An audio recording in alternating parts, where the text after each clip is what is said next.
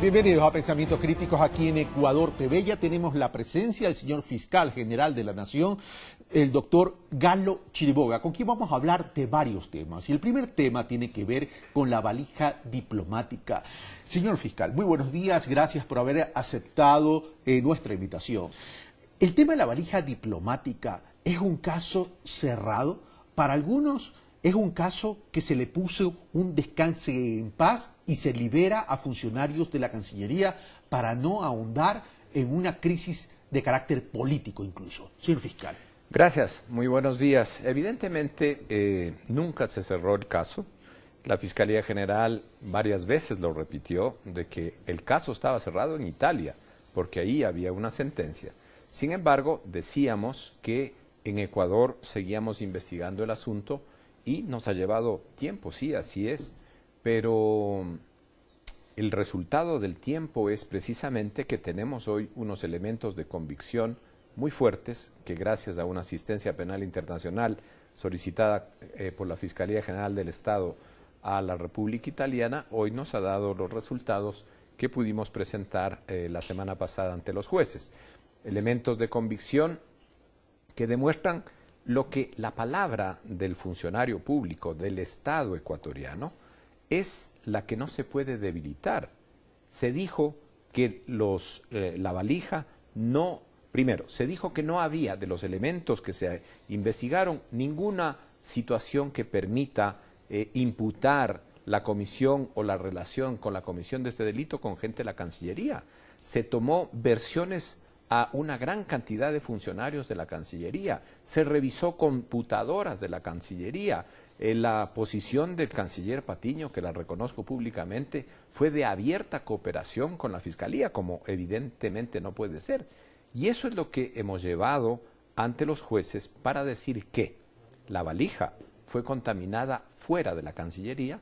Dos, lo que dijimos hace muchísimo tiempo, que los perros no pudieron detectar el contenido porque se trataba de cocaína en estado líquido y en unos envases que estaban recubiertos en forma doble, de tal manera que nunca se cerró el caso, no está cerrado el caso, e incluso en el evento de que logremos una sentencia condenatoria para estas tres personas, hemos anunciado que posteriormente a eso iniciaremos una investigación por lavado de activos. Ahora, pero si la valija se contamina fuera de las instalaciones de la Cancillería, significa entonces, claro, esto no es materia suya, pero significa entonces que los protocolos de seguridad son tremendamente débiles.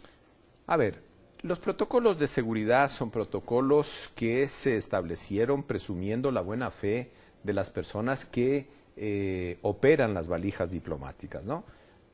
Razonablemente no se podía pensar de que en una valija que iba a Italia con un material para presentar una obra de teatro en donde se decía que esos envases eran parte del material de esa presentación, pudiera estar contaminado. Yo no quiero decir que las prevenciones que se deben tomar pueden mejorar, y de hecho hay que mejorar, pero la verdad la capacidad humana para engañar o para cometer infracciones es infinita, ¿no? Eso también tenemos que reconocer. Ha habido países en donde en aviones militares, en aviones presidenciales, en barcos, representantes de otros países se ha enviado droga, ¿no? Es decir... Ahora, señor fiscal, cuando usted dice que los canes, los perros, no pudieron detectar porque la droga era líquida y envuelta de tal manera que era imposible, ¿esto está probado científicamente, que el olfato de los perros que están preparados para esto no puedan detectar ese tipo de embalaje y de estado de la droga? Sí, lo que está probado es que en este caso específico, en este tipo de embalaje, no pudieron ser detectados. Ese es el hecho cierto que la Fiscalía tiene. Ahora, un análisis mucho más profundo corresponderá a otras ciencias, no a la ciencia penal, de establecer hasta qué punto un can que está amaestrado para descubrir drogas, qué límites tiene, ¿no? Eso ya no nos correspondería a nosotros, pero sin duda vale la pena también analizar. Pero eso, la ¿no? Fiscalía puede solicitar ese proceso de investigación científico. Creo que sí, lo podemos hacer. Sin embargo, ya nuestra investigación, que ha durado todo este tiempo, concluyó. Los resultados de esa investigación han sido puestos en conocimiento del juez. Ahora estamos en una etapa de instrucción que durará 90 días y concluidos estos 90 días, solicitaremos una audiencia preparatoria de juicio. El señor canciller de la República, Ricardo Patiño, tuvo una declaración cuando se conoció ya esta parte final del tema y que dice, el tiempo dirá si la CIA estuvo involucrada o no para efectos de dañar la reputación de la República del Ecuador y en este caso específicamente la Cancillería. ¿Usted cree que aquí, más allá de una transgresión de carácter jurídico, legal, en lo que es un tráfico de droga, existe algún tipo de connotación política en cuanto a conspiración? Como usted fácilmente puede comprender, la Fiscalía actúa en una órbita que es absolutamente el espacio de la investigación penal. Nosotros no podríamos lucubrar sobre qué otras cosas pueden haber y que en el proceso no las tenemos, ¿no? Tal manera que si el canciller ha afirmado lo que ha afirmado, debe tener alguna sospecha sobre eso, de la cual la Fiscalía lamentablemente no se puede pronunciar. Pero lo que sí se puede pronunciar y categóricamente es que esta investigación, que surgió de un trabajo muy profesional que hemos llevado, se evidenció que ningún funcionario de la Cancillería estuvo involucrado en este ilícito. Y este hecho, que debe ser de satisfacción para el pueblo ecuatoriano, de que su representación en el exterior incluso fue reconocida, como así lo afirmó el fiscal que investigó el caso en Italia, cuando yo fui a solicitar esta asistencia penal, me lo dijo claramente: mire, fiscal, de los funcionarios de la Embajada del Ecuador y del Consulado del Ecuador en Milán, no hay ninguna vinculación que tengan ellos con este proceso. Eso debería ser motivo de satisfacción para el país, saber que tenemos una Cancillería y unos funcionarios públicos que cumplen con sus obligaciones y no transgreden la ley. Ahora, dentro del proceso de investigación, para determinar las responsabilidades, no solo se determinaron las responsabilidades en términos de participación, sino que también pregunto, ¿se revisaron los flujos de ingresos de dinero en las personas o en las cuentas de las personas involucradas para determinar algún tipo de anomalía, algún tipo de luz amarilla en cuanto a su estado normal de vida frente de pronto a una variación ilógica de sus ingresos? En lo que tiene que ver a los funcionarios de la Cancillería, a todos. A todos. Es decir, se revisó cuentas corrientes, se revisó teléfonos, se revisó computadoras, se revisó sus declaraciones de bienes, en fin, se hizo una investigación exhaustiva. De tal manera que el país tiene que tener absoluta certeza de que el personal de nuestra Cancillería no estuvo involucrado en este hecho. Y de haberlo estado, tengan la seguridad que la Fiscalía lo habría puesto en el proceso. Ok, pasemos a otro tema que tiene que ver, señor fiscal, con algo que ha generado ruido. No ahora, esto ya viene desde hace algunos años, y si no me equivoco viene desde el año 2013, que tiene que ver con las falsas exportaciones a Venezuela. Es decir, esto aparentemente, y digo aparentemente porque no me toca a mí juzgar, tiene que ver con una sistematización del lavado de activos. ¿Qué nos puede decir al respecto? Sí, efectivamente, desde ese año, la Fiscalía ha comenzado a investigar hechos de exportaciones irregulares a Venezuela.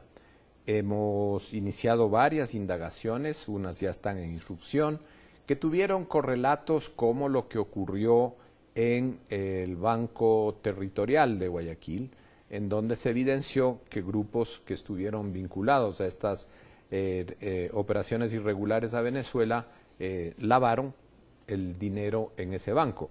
También lo que ocurrió en la cooperativa Coopera de la ciudad de Cuenca. Y ahora estamos persiguiendo esta infracción en lo que pudo haber ocurrido en otras actividades financieras del país.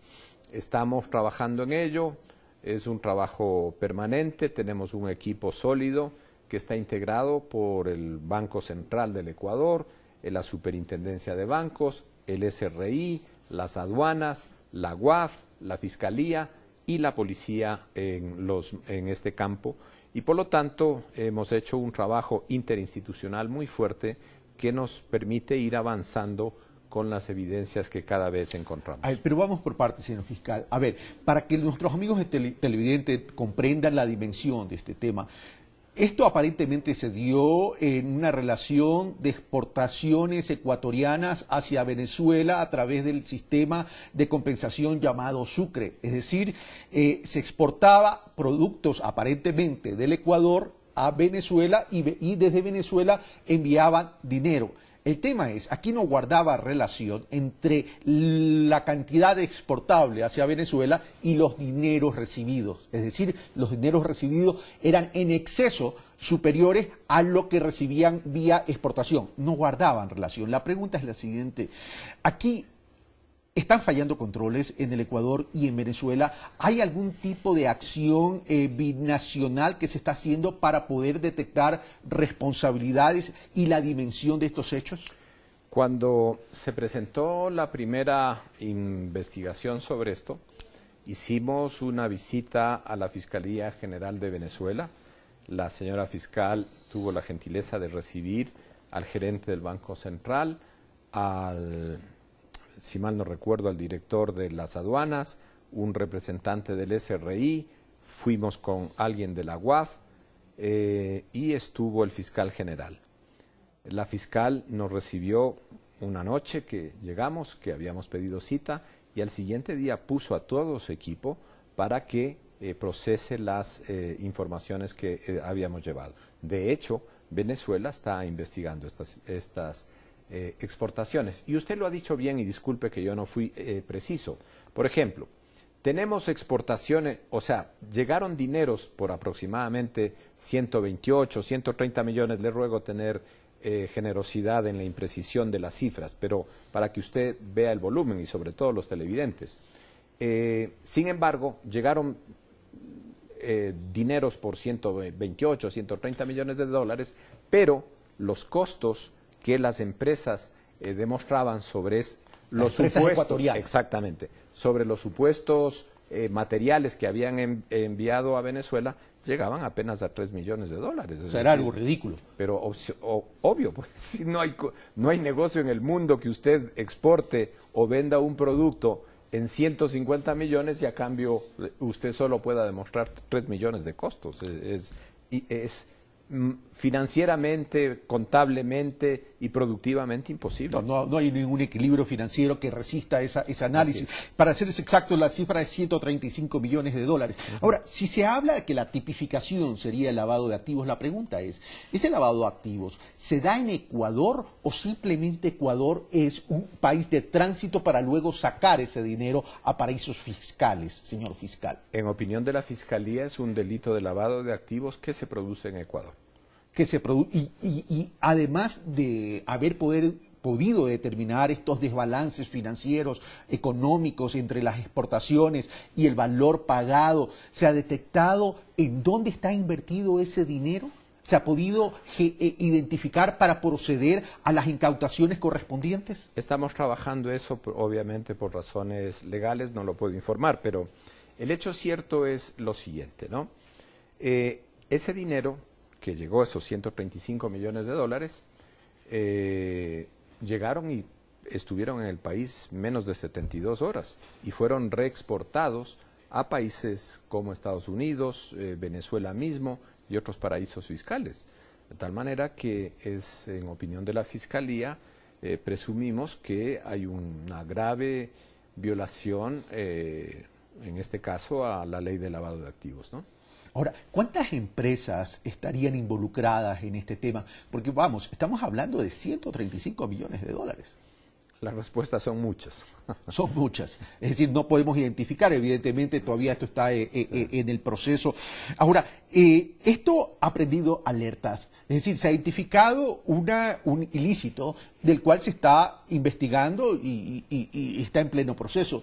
Pero esto ha permitido también a corregir temas de seguridad en términos de entradas y salidas de dinero vía exportaciones. En el caso concreto de las operaciones con Venezuela, efectivamente así es, ¿no? este trabajo interinstitucional con el Banco Central, Superintendencia de Bancos, Superintendencia de Economía, aduanas, SRI, ha permitido de que un instrumento tan importante como el sistema Sucre pueda ser utilizado para lo que fue concebido, facilitar el comercio entre nuestros países, ¿no? Ahora, esto me lleva a una siguiente pregunta, señor fiscal. El tema de crimen organizado es una transnacional prácticamente, que mueve muchas cantidades de dinero y que esas grandes cantidades de dinero evidentemente representan amenazas para cualquier país. Pero también lo preocupante es que algunos de esas cantidades de dinero apalancan economías en algunos países. El tema es el siguiente: mientras al crimen organizado no se le dé donde más le duele, que es en el bolsillo, y esto tiene que ver con lavado de activos, esto va a continuar. El tema es qué se ha hecho desde el Ecuador para poder luchar contra ese punto específico que es el lavado de activos, en términos ya sea de marco jurídico o ya sea de acciones también de carácter de seguridad. Bueno, primero creo que Ecuador está haciendo un gran esfuerzo para combatir el crimen de lavado de activos. Coincido con usted, es decir, el crimen organizado tiene un fin objetivo, que es tener dinero, y ese dinero se lo inserta o se pretende insertar en las economías de nuestros países. Por lo tanto, atacar a los efectos del delito, en este caso los efectos monetarios y económicos del delito, es, en mi opinión, coincido con usted, una actividad importante para realizar. Ahora bien, ¿qué hemos hecho? Primero, la UAF ha trabajado en buena forma para que estos delitos, ellos son los que investigan esos delitos. Nosotros hemos creado una unidad de lavado de activos que está funcionando. Tenemos un equipo en el que no solo hay funcionarios del Estado trabajando en ello, sino que llegamos a un acuerdo con los dos bancos más grandes del país, Pichincha y Pacífico, en donde nos dieron expertos de esas instituciones financieras a que vengan a trabajar con nosotros para hacer un mejor trabajo en cuanto a la investigación financiera de estas operaciones. Ojalá podamos avanzar en esta cooperación con el sector bancario privado, con más bancos que estén dispuestos a cooperar con nosotros. Por otro lado, tenemos un permanente modelo de capacitación, estamos mandando fiscales y expertos a varios países, Estados Unidos, en fin, para que se capaciten en esta investigación.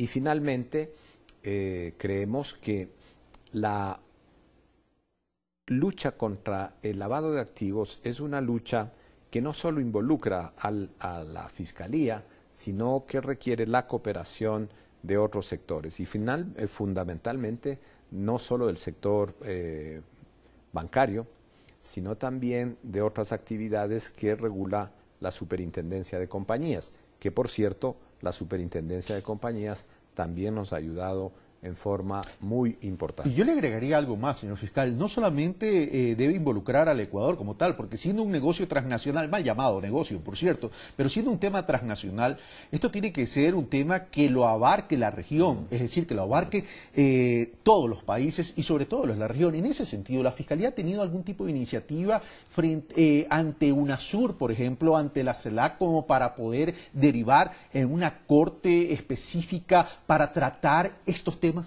Sí, nosotros llevamos 3 años trabajando en una iniciativa que va avanzando, yo diría, en forma positiva, que es la de crear o proponer la creación de una Corte Penal de UNASUR, en donde uno de los delitos, entre 7 o 8 que hemos propuesto, estaría el lavado de activos y el tráfico de sustancias ilícitas, como tipos penales que, teniendo efectos en varios países y teniendo organizaciones criminales atrás de ellas, sean competencia de esta Corte. Hace 3 semanas estuvimos en Argentina, hicimos un evento muy grande en donde incluso participó esta gran figura del derecho penal, el Eugenio Zaffaroni, como presidente de la asociación, la rama argentina de la Asociación Americana de Juristas, y recibimos importantes opiniones.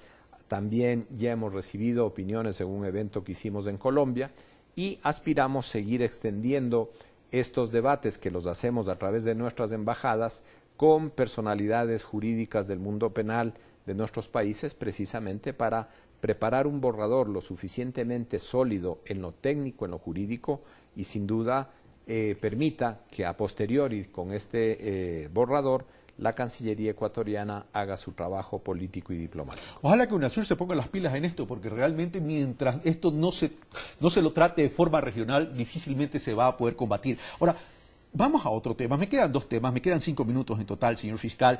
Me llamó la atención algo. Que usted se haya tomado la molestia, o dentro de su plan de acción, por no decir molestia, porque esa es su labor, es de ir y reunirse con estudiantes de colegio. ¿Esto se deriva a alguna luz de alarma que se ha aprendido al interior de la Fiscalía? Efectivamente, no es una molestia, para mí es un placer reunirme con ellos.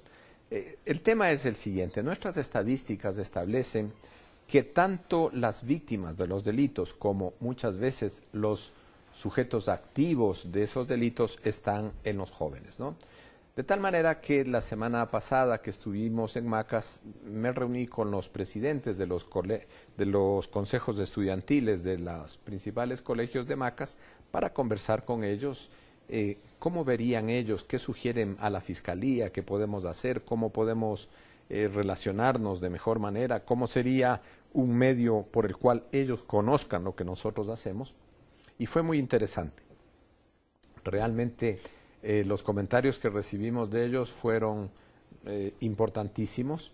Llevamos un video sobre el cual presentábamos un caso de una situación de violencia contra los jóvenes y la Fiscalía no habló. Les dije, bueno, ¿ustedes qué harían en este caso?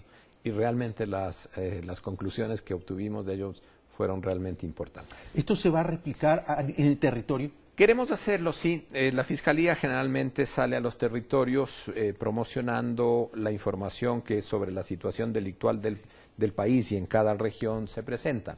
Y entonces vamos a incorporar en esas visitas la organización de eventos similares como el que tuvimos en Macas. Ahora, y ya para terminar, no puedo dejar de preguntar, señor fiscal, lo que tiene que ver con las extradiciones que todavía se encuentran pendientes. Ya el caso Pedro Delgado es un caso que ya finiquitó en términos de la justicia ecuatoriana. Ahora pasa a la fase de la solicitud de extradición. El tema de los hermanos Isaías, ¿esto es una crónica de una extradición que nunca se va a dar? Bueno, nosotros tenemos que cumplir con las exigencias de los países a los cuales estamos requiriendo. En el caso del señor Pedro Delgado, en este momento ya solicitamos a la Corte una nueva extradición, porque usted conoce, está planteada una extradición por el primer caso que tuvimos, que fue la utilización de un título falso. Ahora tenemos una sentencia por un caso de crédito vinculado y por lo tanto peculado bancario, para el cual estamos ya traduciendo la sentencia para darle el trámite previo para podérsela llevar a Washington. Y en cuanto al caso Dusac, en la estancia que tuve en Argentina, precisamente con motivo del debate de la Corte Penal de UNASUR, entregamos a la Cancillería Argentina, a través de nuestra embajada, ya la solicitud de extradición del señor Dusac. ¿Y en cuanto a los hermanos Isaías? Bueno, ahí también tenemos un trabajo que ha durado casi 1 año y medio, cumpliendo una serie de exigencias de tipo documental y de análisis financiero, que para los Estados Unidos era importante obtenerla, en la que se evidencie para ellos las conclusiones que tiene la sentencia en actos financieros, es decir, qué relación hay con lo que se dice en la sentencia y la realidad financiera de la situación de Filambanco. Estamos por concluirlo, estamos a la espera de una reunión justamente con los abogados que llevan el caso en los Estados Unidos, pero este es un tema que lo coordinamos entre la Presidencia de la Corte Nacional, la Cancillería y la Fiscalía. El tema de las complicaciones en la extradición de los hermanos Isaías pasaría, y le pregunto, señor fiscal, por tema de protección política en Estados Unidos, considerando la intervención del senador Menéndez en Estados Unidos. La Fiscalía no puede aseverar eso, pero evidentemente hay unas noticias en ese sentido. Es decir, hace algunos meses atrás o el año pasado a este senador se lo imputó de actos de financiamiento irregular de sus campañas. Y entre esos financiamientos había uno que provenía de los hermanos Isaías. Señor fiscal, muchas gracias por la generosidad de su tiempo y estar en Pensamiento No, Crítico. A usted por su amabilidad de invitarme y su paciencia para soportarme. Muchas gracias. Bueno, nosotros hemos terminado Pensamiento Crítico. Soy Carlos Rabascal. Vamos con David Lucero para hablar sobre el triunfo de la Liga de Quito.